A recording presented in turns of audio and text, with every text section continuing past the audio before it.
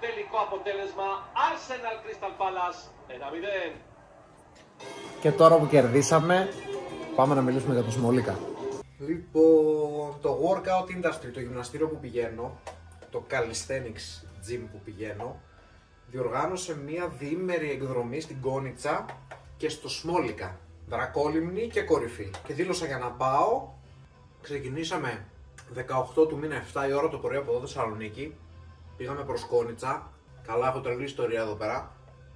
Κανονίσαμε να πάμε 4 άτομα από το γυμναστήριο και το ένα το παιδί είπε ρε μάγκες, θα νοικιάσω εγώ ένα ηλεκτρικό τέλος πάντων, ένα έτσι λίγο πιο μεγάλο. Το θέλω γενικά να πάμε και στο τριήμερο. Λέμε οκ. Το παίρνουμε το ηλεκτρικό και έχουμε βάλει στόχο να πάμε στα Γρεβενά για να κάνουμε μια φόρτιση εκεί πέρα και από εκεί μετά να πάμε Κόνιτσα.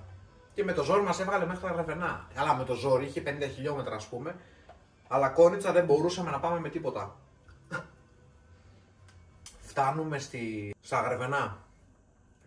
Φτάνουμε στα Γρεβενά.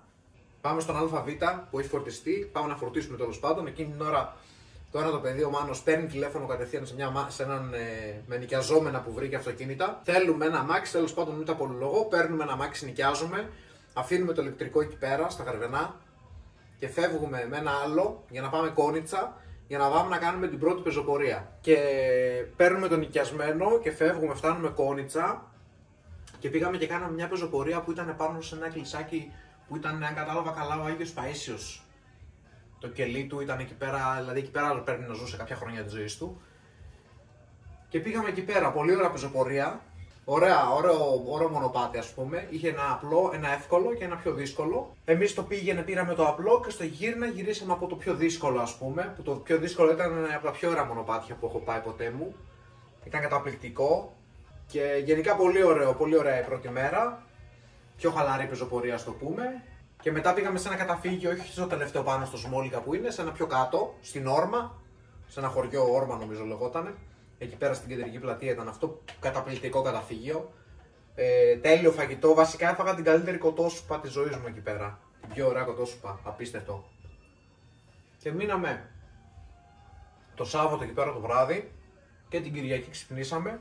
Και πήγαμε με τα αυτοκίνητα στο καταφύγιο, στο Σμόλικα, στο τελευταίο καταφύγιο. Και μετά από εκεί ξεκινήσαμε την ανάβαση για να πάμε προς Δρακόλυμνη και βλέπουμε για κορυφή. Ξεκινάμε ανηφόρα τέρμα. 1 ώρα ανηφόρα. Ανεβαίναμε, λέω ρε τι θα γίνει. Στην αρχή ξεκίνησα γρήγορα. Αλλά κλάταρα, πόσο να αντέξω καημένος. Πρώτη φορά πήγα. Και μετά βρήκα το ρυθμό μου και πήγαινα. Μου έδωσε και Αποστόλη. Ευχαριστώ πολύ, Αποστόλη, αδερφέ μου. Μου έδωσε τον μπατόν του. Τα μπατόν είναι αυτά που έχουν οι ορειβάτες. Και είχαμε από ένα τέλος πάντων και βοηθούσε πάρα πολύ στην ανάβαση και στην κατάβαση. Και με τα πολυλογώ ανεβήκαμε. Ωραίο ζόρικο, μετά γινόταν πιο εύκολο και κατέληγε και έβγαινε στη Δρακόλυμνη. Τέλειο. Καταπληκτικό τοπίο. Highly recommended. Όποιος δεν το έχει κάνει και θέλει να πάει τώρα, αύριο. Και φτάνουμε Δρακόλυμνη και λέμε ποιοι θέλουμε να πάμε κορυφή. Και δηλώσαμε τέλος πάντων, είπαμε εκεί πέρα 20, 22, 23 άτομα. Και ανεβήκαμε μέχρι κορυφή που ήταν τέλεια εμπειρία. Και αυτό το feeling που πας κορυφή είναι ακραίο, γιατί ανεβαίνεις και λες όπα ρε φίλε. Τέλος ξέρω εγώ, το έκανα. Δεν έχει άλλο. Μετά είναι το κάτω, που εντάξει άλλο πράγμα. Αλλά είναι τρελό, γιατί ανεβαίνεις πόσες ώρες ανεβαίνεις και φτάνεις στο σημείο που είσαι πάνω και είσαι ρε φίλε. Ακραίο. Είσαι τέρμα ψηλά, είσαι μέσα στα σύννεφα, είναι πάρα πολύ ωραία. Και γενικά αυτό πολύ ωραία εμπειρία. Μετά η κατάβαση ήταν λίγο ζόρικη, δηλαδή γιατί επιβαρύνονται πολύ τα γόνατα. Δηλαδή επειδή είσαι συνέχεια στο φρενάρισμα. Σε πονάνε τα γόνατα λίγο. Αν έχεις θέμα, ειδικά γενικά έχετε πολύ θέμα με τα γόνατα, μην πάτε βουνό. Και μετά γυρίσαμε στο καταφύγιο. Κατεβήκαμε, όσοι ανεβήκαμε και κορυφή.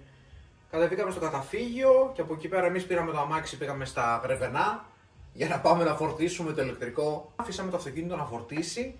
Πήγαμε μια ωρίτσα, φάγαμε σε ένα μαγαζί και μετά γυρίσαμε στο αμάξι, στον ΑΒ που το φορτίζαμε και γυρίσαμε Θεσσαλονίκη. Πολύ ωραίο. Και αυτό πολύ ωραίο. Γιαούρτι με σκουπ πρωτεΐνη και λίγο νερό για να γίνει έτσι λίγο πιο κρίμι.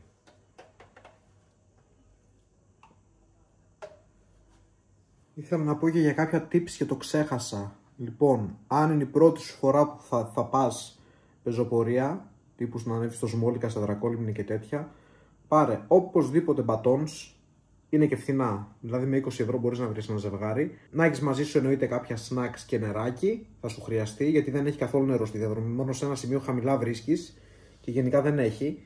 Αδιάβροχο να έχεις μαζί σου οπωσδήποτε. Και ιδανικά καλά παπούτσια αδιάβροχα, μποτάκια. Χρειάζονται. Δηλαδή, εγώ ευτυχώς τα πήρα, γιατί είχα κάτι χαμηλά και σκεφτόμουν να πάω με Κίνα. Αλλά τελικά πήρα μποτάκι αδιάβροχο και άξιζε, δηλαδή χρειαζότανε.